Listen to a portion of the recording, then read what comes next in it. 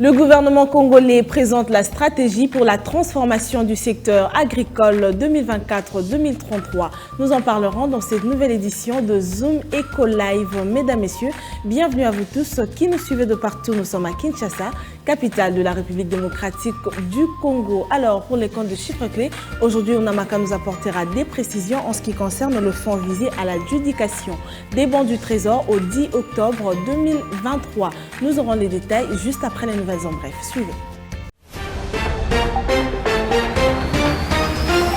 La République démocratique du Congo prévoit de lever 80 millions de dollars américains au cours de l'opération d'adjudication de bons des trésors en dollars américains du 10 octobre 2023. Ce qui ressort d'un communiqué signé par le ministre des Finances Nicolas Kazadi en date du 5 octobre 2023.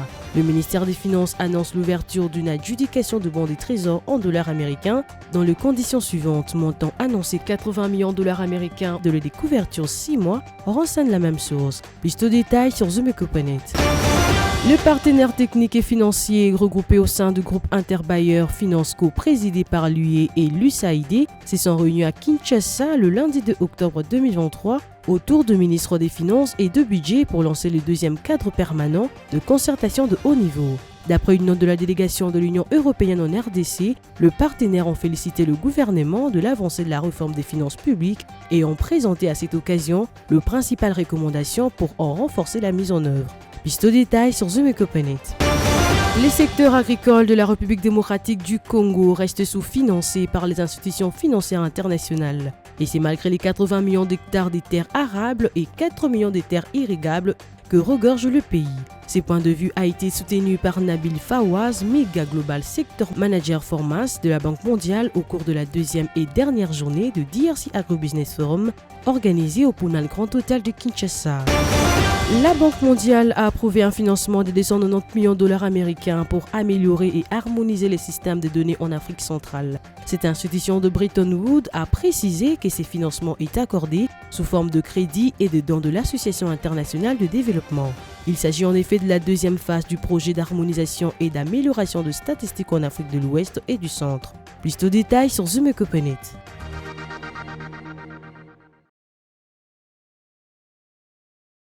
Nous revoilà une fois encore sur ce plateau. C'est un plaisir de savoir que vous êtes toujours connectés à Zoom Eco Live. Nous poursuivons avec cette édition pour prendre cette fois-ci la rubrique chiffres clés qui revient sur le fonds visé à l'adjudication des bons du Trésor au 10 octobre 2023. Les précisions, c'est avec Judith Onamaka juste après ceci.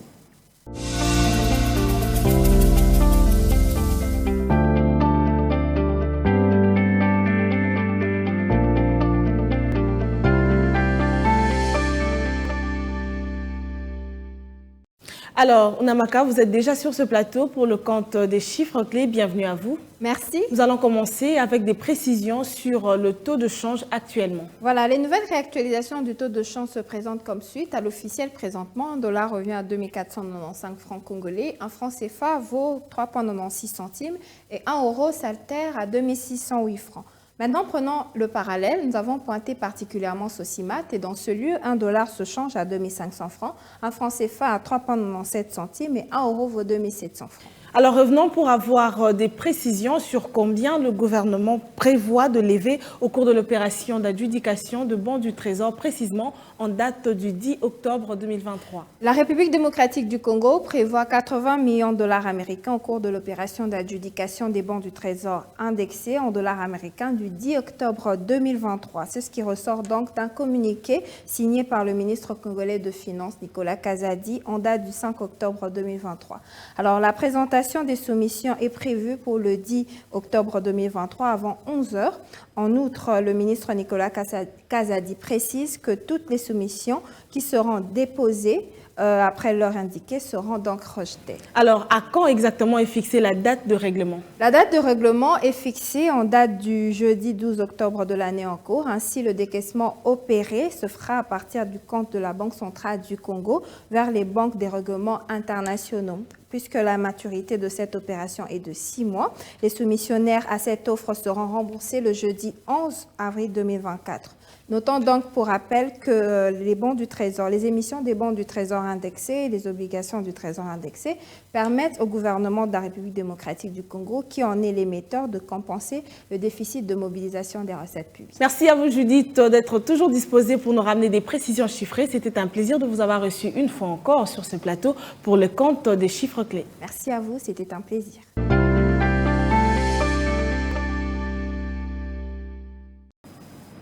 Parlons cette fois-ci de la stratégie présentée par le gouvernement congolais pour la transformation du secteur agricole à l'horizon 2024 et 2033 avec Dina Mavungu. Suivez.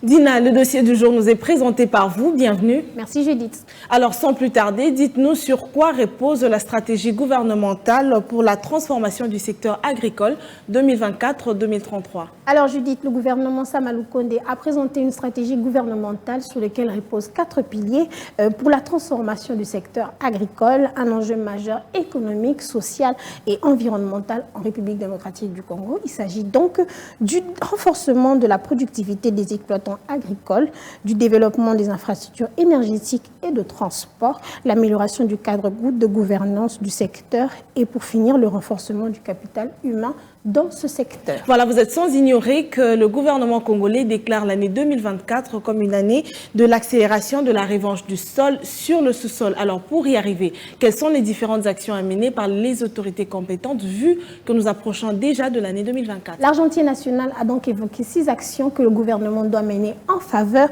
de l'essor du secteur agricole afin de réaliser la revanche du sol sur le sous-sol. Il s'agit donc d'améliorer l'accès aux finances, mettre en place un cadre favorable aux investissements, former l'ensemble des acteurs du secteur, supprimer les barrières à la réussite et à l'entrepreneuriat du secteur, nouer des partenariats, améliorer l'accès d'infrastructures de transport et d'énergie. À ce stade, pouvons-nous affirmer que le paradoxe de l'insécurité alimentaire dans le pays demeure? Judith, la RDC est l'un des pays possédant un potentiel agricole le plus large au monde. Elle dispose de suffisamment de ressources pour pouvoir développer ce secteur et nourrir donc toute sa population et même nourrir les autres pays en exportant.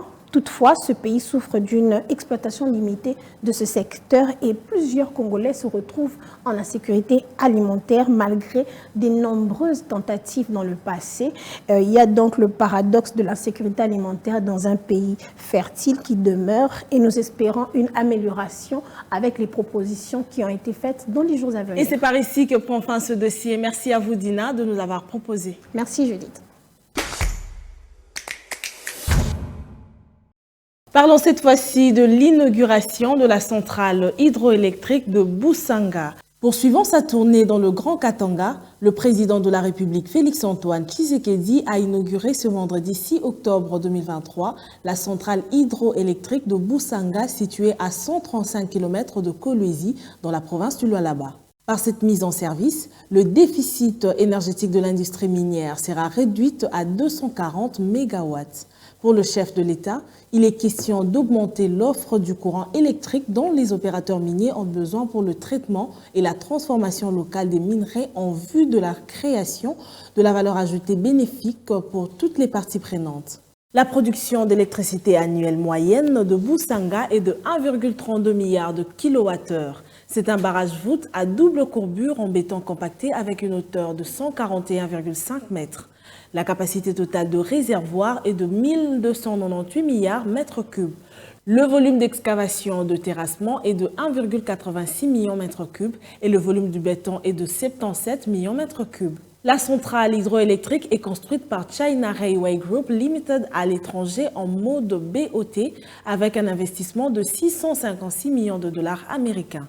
L'entreprise Sicohydro a été créée avec comme actionnaires la GECAMIN, la SNEL et Coman. Enfin, la centrale hydroélectrique de Busanga va assurer l'approvisionnement en électricité des résidents environnants. Nous y reviendrons avec plus de détails dans nos prochaines éditions.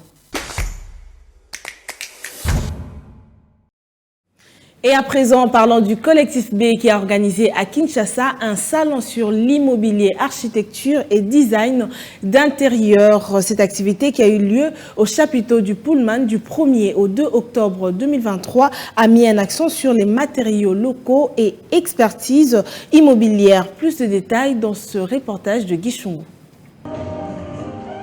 Lancer, non seulement le voir, mais aussi apprécier la qualité de leurs services. Ici, dans ce salon international de l'immobilier organisé par le collectif B, en collaboration avec l'Ordre national des architectes et Pigma Communication. Nous sommes dans l'immobilier, dans de construction, précisément dans de grandes œuvres. Pour sa deuxième édition, les activités ont eu lieu à l'hôtel Pullman de Kinshasa. Nous sommes une société qui est très active dans la climatisation et la ventilation, donc pour les projets de construction.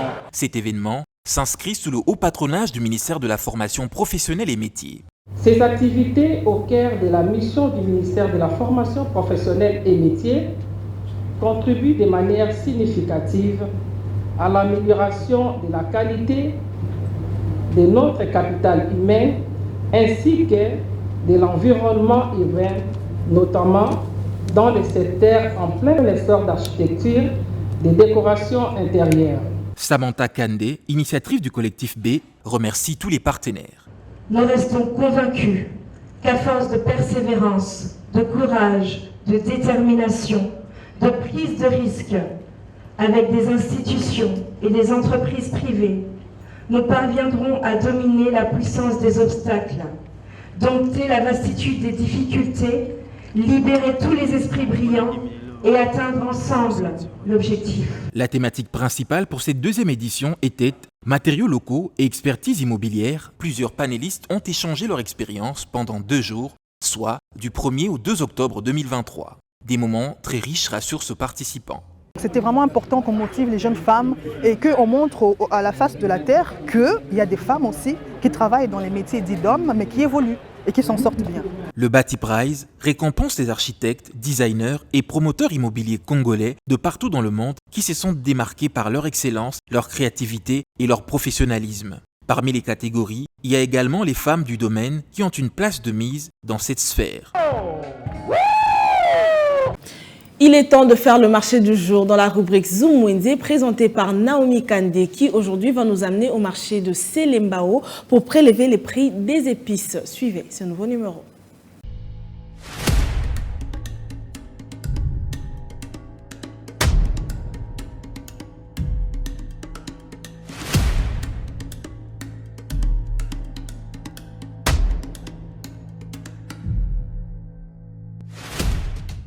Connu pour sa spécialisation dans la vente de produits en miniature, le marché Selembao nous dévoile cette fois-ci le prix des épices qu'utilise une ménagère au quotidien.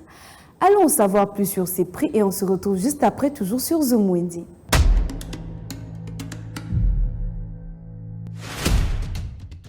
Débutons ces marchés avec une tomate fraîche qui commence à partir des 100 francs.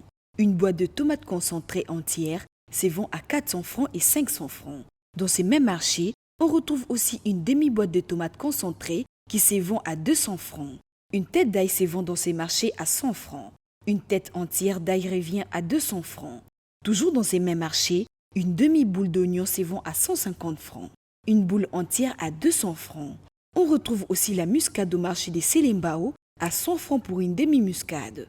Une muscade entière se fixe à 200 francs. Le céleri au marché est vendu à 100 francs. 200 francs est les prix fixés du clou de girofle. On retrouve le curcuma au rayon des épices de ces marchés. 200 francs est les prix fixés d'une botte de curcuma. Le curcuma en poudre se vend dans ces marchés des Selembao à 100 francs. On retrouve un mélange d'assaisonnement de poissons dans ces marchés des Selembao à 200 francs et 300 francs. L'assaisonnement poulet à 200 francs. Vous pouvez aussi vous procurer un mélange d'assaisonnement de viande à 250 francs congolais. Une botte de piment se vend à 100 francs. Un piment est vendu à 50 francs. Et enfin, le céleri se vend dans ces marchés des Selembao à 100 francs congolais.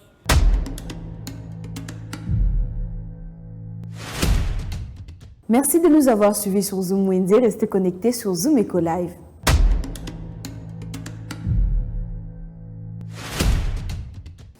Et à présent, l'agenda du jour nous revient avec plus de détails présentés par Adassa Grasse. Regardez.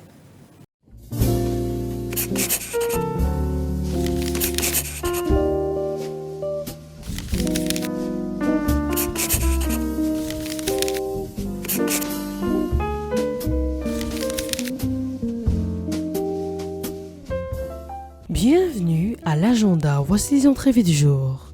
Le Salon socio-économique et culturel Congo organise la 6e édition de Congo na Paris, du 7 au 8 octobre prochain à Paris, axé sur les thèmes Tongamboka, la diaspora, facteur de développement. Particulièrement cette édition mettra en lumière le potentiel de la diaspora congolaise et explorera son rôle en tant que facteur de développement de la région. Un rappel, la semaine belge de Kinshasa avait commencé le 5 octobre dernier au Silkin Village et se poursuit jusqu'au 7 octobre prochain à Kinshasa, abordant le même thème, culture, entrepreneuriat, agriculture et environnement. Et pour finir, signalons également que le lancement du premier forum national de nutrition en RDC s'est ouvert le 5 octobre dernier et l'événement se poursuit jusqu'au samedi 7 octobre prochain à Kinshasa, sous les thèmes appel à la promotion de l'approche multisectorielle, inclusive et synergique pour lutter contre la malnutrition en RDC. Merci de nous avoir suivis. Au revoir.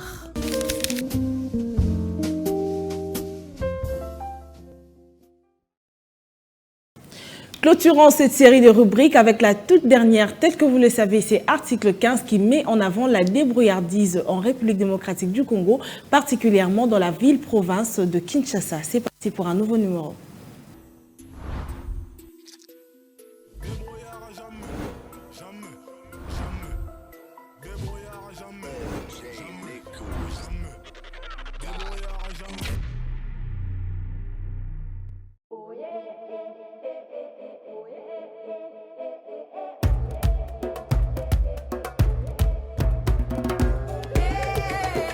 Nazoteka ba brochette. Nasali 10 ans. Nasalaka boye so nalamuki na tongo na kiso manyama nanga. Bien nasalaki boloko biso bakura pe komi pasi. Nazolinga kolalisa ngo na congélateur te ko deba. Nasombaka tongo na bongisi. Après na mandiko na pelisi moto mandiko tumba biloko nanga.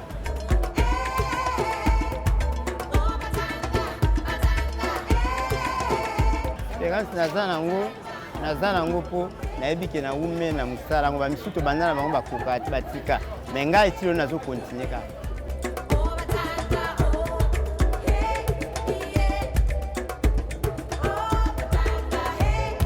tozalaka pe omona lelo oteki lobo oteki te obie po koteka na bien me mikolo kwa bana classe bazongi komi koteka komi na pasi osilisa 20 me komi sikoyo so na komi ka ti ba 21 on a commencé à 21 mais on a conduit ça musana nga na sala kaka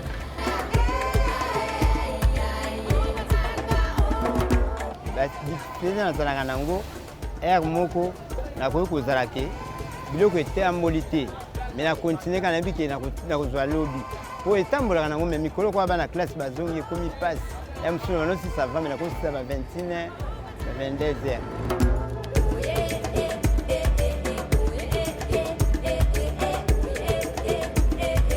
Message na pesa na bakonjile ko zo sala pe biso passe so te oteka mona bazo benga na biso bisika koteka makambo ebele kaka ya meto pesa pe bambongo to bayaka na batike o pesa boto pesi o pesa bo ale koma samedi pe bakoya mais samedi to bike kata biso ndako kola tuzaki ke faut sala salon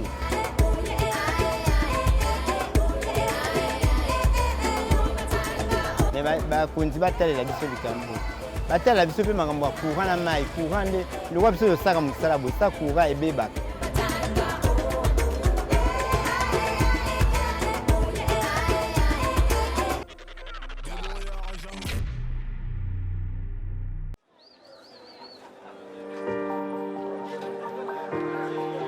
Dans les détails du marché, nous avons appris à vous connaître, à vous comprendre et vous apporter plus de lumière. Désormais, avec vous, c'est parti pour un voyage de rêve vers une destination meilleure.